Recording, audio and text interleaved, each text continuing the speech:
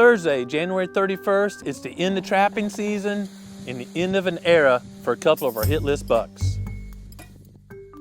GrowingDeer.tv is brought to you by Bass Pro Shops, also by Reconics, Trophy Rock, Non-Typical Wildlife Solutions, Muddy Outdoors, Eagle Seed, Nikon, Winchester, Redneck Hunting Blind, Dead Downwind, Record Rack, Foxworthy Outdoors, Scent Master, Antler Dirt.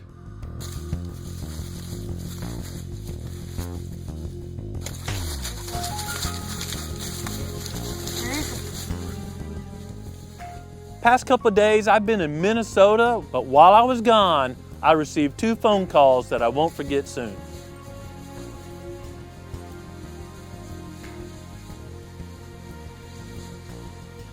The first phone call was from Miss Tracy, my wife. Now everyone knows Tracy loves to shed hunt with her dog Crystal, and I knew that this year she'd be finding about as many skulls as she did sheds due to the large outbreak of EHD in this area. Adam, Brian, and AJ stopped what they were doing and went to the valley Miss Tracy and Crystal were hunting sheds in, and soon reported to me that Miss Tracy had found bean flipper. Bean flipper. Not exactly the way you want to put your hands on bean flipper, is it? No, not at all. That's sad. You want that as a treat? You want At least that? we found him. Yeah. Wow, he was a dandy. Congratulations on the find. Phenomenal growth from last year. You found a shed. I think we found a shed. Yeah, Grant found a shed. Bean flipper's been a buck of interest for us for a couple of years. This is his shed from last year when he was a 2.5-year-old, and this is his skull this year as a 3.5-year-old. And this is a perfect example of why I advocate or encourage people to pass up immature bucks. This was a buck we were passing up this year, even as a 3.5, because we knew there's another large jump between 3 and 4.5. So I really wasn't looking forward to finding him like this. Was hoping to find another year's shed so we could add to the basket and kind of calculate his growth. But we'll clean him up and put him on the wall and enjoy the history that we have with bean flipper. Bean flipper had extremely large basal circumference for a 3-year-old, and if I was basing it only on that, I would have guessed this deer to be much older, basis being even larger than the eye socket, let alone the eye that we see with skin folded over it. There's just a tad of velvet still stuck on here, but the real telltale sign that he died really close to full antler development, but with velvet on, is that when you grab these bases, they almost cut your hand. Clearly this has not been rubbed at all. All these little gnarls or bumps down here by the antler base are so sharp, it literally hurts my hand when I hold it. Just a little bit after velvet, he would have been rubbing on this and it would have dulled those little bumps.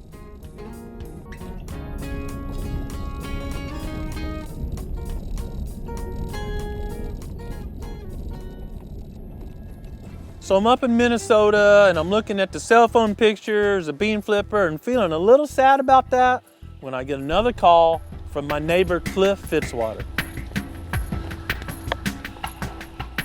And I knew we shared a buck called Pitchfork. Pitchfork would typically spend the summers on Cliff's property and fortunately the hunting season on our property. When I saw Cliff's call, I was more than happy to take that phone call. I wasn't quite as happy when I barely got into Cliff's message that he had found Pitchfork skull. And he hunts the land across the road from me on the north side, and he and his family have been passing up younger bucks, and they've got a couple of food plots going, a couple of trophy rocks out, and they've joined us in kind of a cooperative, unofficial but cooperative effort to allow deer to express more of their potential. It was obvious that Pitchfork died during the velvet season. His antlers and skull was so light compared to even bean flipper, there was a tremendous difference. Clearly those antlers weren't fully calcified yet. They were still porous and the blood was flowing through there depositing calcium. I'm gonna assume Pitchfork probably died sometime in July or very early August.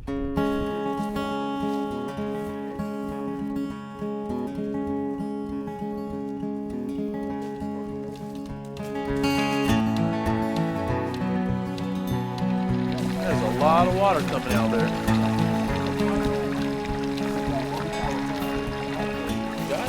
You want to go on down and see where Yeah, let's go and see the recovery side.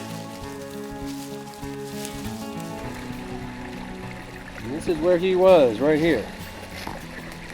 Right against this tree. You had him most of the hunting seasons, it seems like.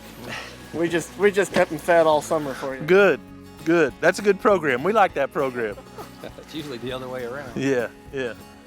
Well, so you measured this side as is, not adding any inches for torn off, and we had what'd you have on this? 60 and some change, you know. 60 and a little change just on this side, but 6-inch plus base right here. And you can tell, usually I can get my fingers around the base of an antler, and I can't this one, so. And I've never seen this deer in daylight. That's mature deer, and intentionally trying. I mean, sitting on a power line just with binoculars, watching a distance, see if I can figure out where he's crossing, whatever. Right. And never could get a pattern on him. Bobby and I, we came in here with our daughters looking specifically for this deer. Ironically, saw a little gray squirrel I was chasing, and when I got to the hillside just across, I saw these antlers shining. So a little sad, but it's what we came out here to find. Yeah, it fit very well that Pitchfork probably died from EHD, given he was found so close to that beautiful spring. But Pitchfork was relatively old for a white-tailed deer, and he also had a clear brain abscess. Odd growth and indentation here that is not over here. These are not natural, and that is the brain abscess area right there.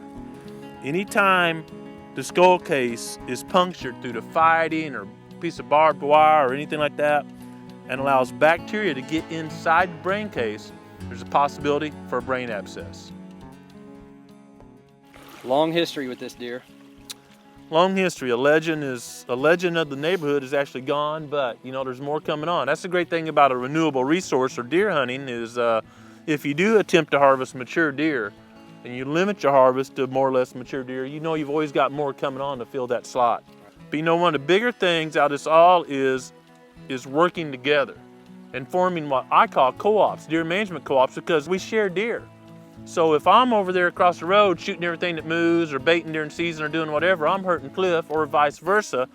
But when neighbors can work together, just like farming co-ops, there should be deer management co-ops, and when neighbors work together, we can all benefit and have better hunting. I'm very thankful that Mr. Fitzwater shared that so we know where Pitchfork ended up, and I don't have to be out there scouting and trying to figure out his pattern next year. And it also gave us a chance to visit about food plots and how we could work together and continue to expand this deer management program throughout our neighborhood. And I consider this an open invitation for any of my other neighbors or people in the Ozarks that want to learn more about deer management to get a hold of me. Let's meet and talk, and I'll be glad to share in our field days and other events how we manage deer so they can express most of their potential right here in the very poor habitat of the Ozark Mountains. With trapping season over and shed hunting in full swing, we're certainly busy here at the Proving Grounds and getting a lot of opportunities to be outside and enjoying creation. And during that time, I personally always take some moments and be quiet and let the Creator talk to me. I hope you do the same. Thanks for watching GrowingDeer.tv.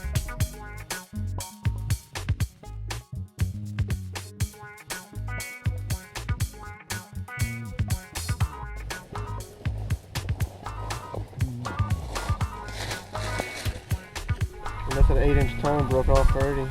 That was weird, I think. Look at the face. Used to broke it off.